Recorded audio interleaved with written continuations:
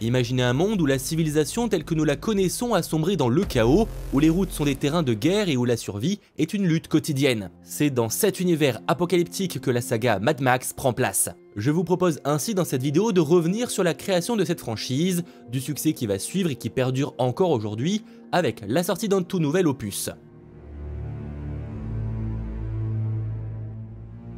Revenons aux origines de cette saga emblématique. Dans les années 70, l'Australie n'est pas particulièrement connue pour sa production cinématographique. Et c'est pourtant dans ce pays qu'est né un certain George Miller. Malgré des études en médecine où il sortira d'ailleurs diplômé, il s'intéresse très vite au milieu du cinéma et s'implique dans des projets étudiants comme des courts-métrages, quelques pubs, des documentaires ou émissions télé, lui permettant de se créer une place dans la production en Australie.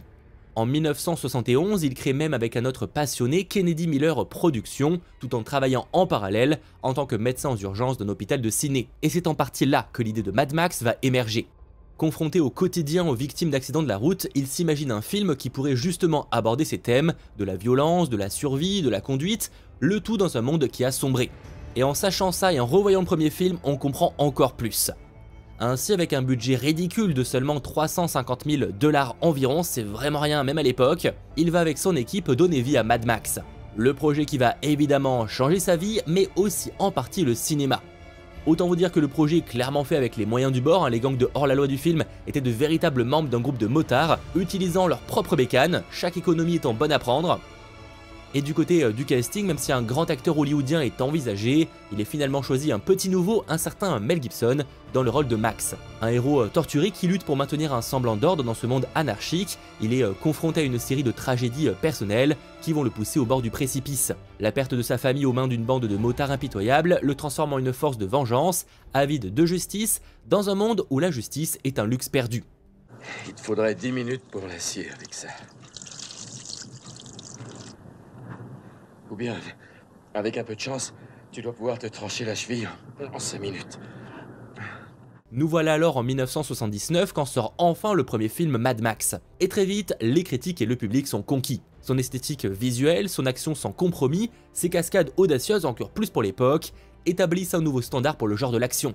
Et pourtant, pour plein de raisons, notamment en termes de violence, sa sortie n'aura pas été facile. Par exemple, en France, jugé comme trop violent, il ne sortira qu'en 1982, et encore en version un peu édulcorée, il faudra attendre une année supplémentaire pour avoir la véritable version. On a quand même de la chance de ce côté-là, ça a bien changé.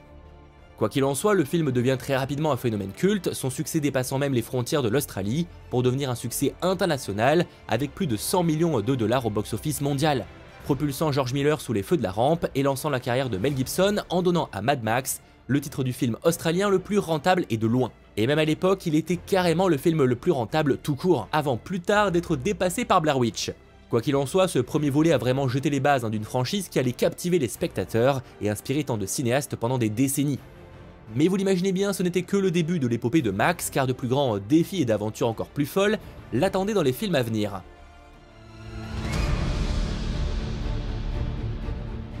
Après le succès inattendu de Mad Max, George Miller décide de poursuivre l'histoire de Max dans un contexte encore plus audacieux et épique. Ainsi sort en 1981 Mad Max 2 Le Défi, un film qui va propulser la saga vers de nouveaux sommets de succès et de renommée.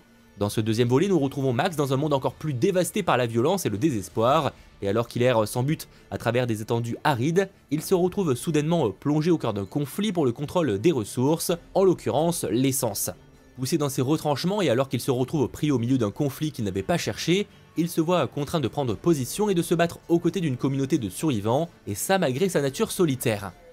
Mad Max 2 passe vraiment un palier au-dessus après son prédécesseur, avec une action encore plus à couper le souffle et des scènes de course-poursuite toujours plus épiques. Il faut dire qu'après l'énorme succès financier du premier volet, son budget a maintenant pu passer à plus de 2 millions de $ américains. Alors oui, ça peut paraître encore ridicule avec ce que coûtent les films aujourd'hui, mais c'est quand même bien plus énorme face au premier film, permettant notamment à la course finale où Max tente désespérément de protéger un camion-citerne rempli d'essence, d'être l'une des séquences les plus emblématiques de la saga. Avec Mad Max 2 Le Défi, George Miller a affirmé sa place en tant que maître du cinéma d'action et a solidifié la réputation de la saga Mad Max comme l'une des plus grandes franchises de tous les temps. Vous vous en doutez, ce deuxième volet a été là aussi un succès, salué par la critique, par le public pour son inventivité, son intensité et aussi son impact visuel. Et c'est pourquoi après ce film en 1983, le réalisateur se retrouve même à réaliser une partie du film La 4ème dimension, aux côtés de grands noms comme John Landis, Joe Dante ou encore le célèbre Steven Spielberg.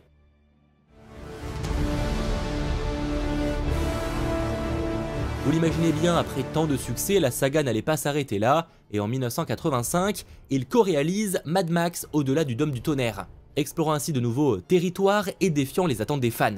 Alors à la différence des deux premiers films, cette fois George Miller fait équipe avec George Ogilvy pour réaliser le film, n'ayant pas assez de temps pour assumer la réalisation complète d'un projet toujours plus ambitieux et coûtant cette fois 10 millions de dollars. Alors de nouveau ça peut paraître ridicule, mais quand on sait que le premier en coûtait 350 000 et que le deuxième en coûtait seulement 2 millions, on est quand même sur une sacrée augmentation. Mel Gibson est cette fois rejoint par Tina Turner dans le rôle d'une reine ayant exilé Max qui se retrouve à faire équipe avec un groupe d'enfants pour se rebeller.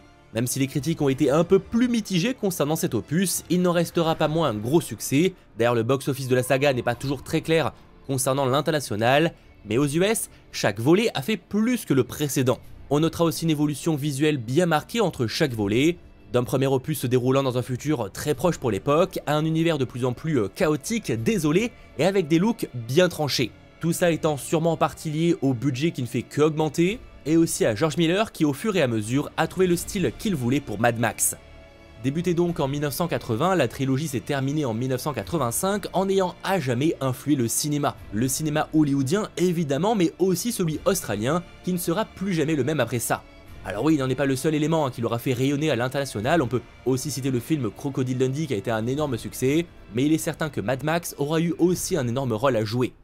Et c'est pourquoi en 1998, le réalisateur commence déjà à travailler sur un nouvel opus et il prévoit notamment un tournage en 2003. À seulement 6 semaines du tournage, le studio préfère arrêter la production, apparemment lié à des préoccupations financières liées au film, et au fait que la valeur du dollar américain par rapport au dollar australien s'était complètement cassé la gueule à l'époque. Bref, le studio était plutôt inquiet sur la viabilité économique d'un si gros projet à l'étranger, et a préféré complètement le mettre de côté pendant un certain temps.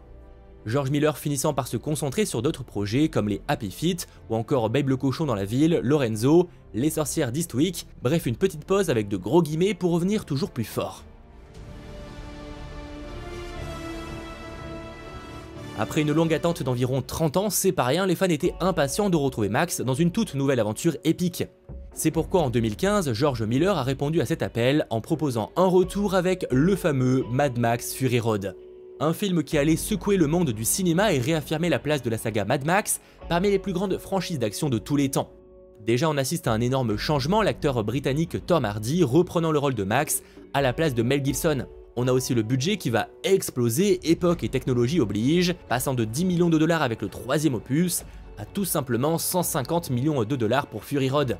Après il faut aussi admettre qu'il est sûrement bien plus élevé que prévu à l'origine, puisque de nombreux problèmes ont forcé les équipes à s'adapter, comme de grosses pluies en Australie qui vont finalement obliger la production à tourner dans le désert de Namibie. Dans Mad Max Fury Road, nous retrouvons Max toujours aussi taciturne et hanté par son passé, errant à travers un monde toujours plus chaotique et désolé, mais cette fois son chemin va croiser celui de Furiosa, une guerrière impitoyable qui fuit la tyrannie d'un despote cruel qui règne sur une cité forteresse, et ça dans le désert. Avec ce film, George Miller a non seulement livré un spectacle visuel époustouflant, mais il a également approfondi les thèmes et les personnages de la saga, abordant par la même occasion des questions de féminisme, de liberté individuelle, de lutte contre l'oppression, tout en conservant l'essence brutale et sauvage qui a fait la renommée de la saga. Et là où les 3 premiers films avaient déjà été acclamés par la critique et le public, c'est encore plus le cas pour ce 4e film, remportant de nombreux prix et nominations aux Oscars, dont celui du meilleur film. Bon, lui il a pas remporté, mais il a remporté pas moins de 6 Oscars, comme les meilleurs décors ou même le meilleur montage. Il a été salué pour sa direction magistrale, ses performances impressionnantes et son impact visuel durable. Il a également propulsé de entre guillemets nouveaux acteurs, notamment Charlize Theron dans le rôle de Furiosa, vers de nouveaux sommets de renommée. Anecdote, l'un des premiers noms évoqués en coulisses, à l'époque en tout cas en 2003, c'était l'actrice Uma Thurman vue dans Kill Bill. Bref, le succès est donc total, même au niveau du box-office, rapportant 369 millions de dollars au box-office mondial, et ça malgré un budget quand même très conséquent. Avec Mad Max Fury Road, George Miller a prouvé que l'histoire de Max était très loin d'être terminée, et que la saga Mad Max continuerait à captiver les spectateurs pour les générations à venir. Après un tel succès, on pourrait se dire que le cinéaste aurait vite enchaîné sur un nouvel opus, mettant toujours en avant Tom Hardy. Et pourtant, le nouveau film sur Furiosa qu'on va évoquer sort 9 ans après. Mais pourquoi ? Eh bien un certain Mad Max 5 The Wasteland était bel et bien prévu, sauf qu'en 2017, la société de production de Miller a intenté une action en justice contre le distributeur du dernier, donc Warner Bros, concernant un bonus de 7 millions de dollars qui, selon eux, n'était pas payé, retardant ainsi toute tentative de lancement d'une suite. Je vous épargne les détails, mais le budget aurait été plus important que prévu et ça aurait créé un conflit. Retenons que ce problème, même s'il a duré, semble avoir été réglé en coulisses après plusieurs années, vu que George Miller a enfin pu revenir dans la franchise pour un tout nouveau film. Alors pas de 5e opus centré sur Max pour l'instant, mais un premier spin-off centré sur la genèse d'un personnage découvert dans Fury Road, Furiosa. Jouée par Charlize Theron dans ce dernier, elle est maintenant incarnée par Anya Taylor-Joy dans une version plus jeune. On la retrouve arrachée à son foyer, capturée par une horde de motards, dont elle va souhaiter se venger. George Miller a déjà confirmé qu'il avait d'autres idées de films Mad Max, mais seul l'avenir nous dira s'ils verront réellement le jour, et s'il faudra ou non attendre une décennie supplémentaire pour le découvrir. Il est en tout cas certain encore aujourd'hui que la saga Mad Max continue d'inspirer et de captiver les spectateurs à travers le monde. De ses débuts modestes en Australie au sommet d'Hollywood, cette série de films a repoussé les limites du cinéma d'action et a clairement laissé une empreinte indélébile sur la culture populaire. Comme d'habitude, si cette vidéo t'a intéressé, pense à l'aimer ou encore à t'abonner à la chaîne pour toujours plus de choses, notamment par rapport à l'univers de Mad Max, et oublie pas que t'as cette vidéo et cette vidéo d'également disponible.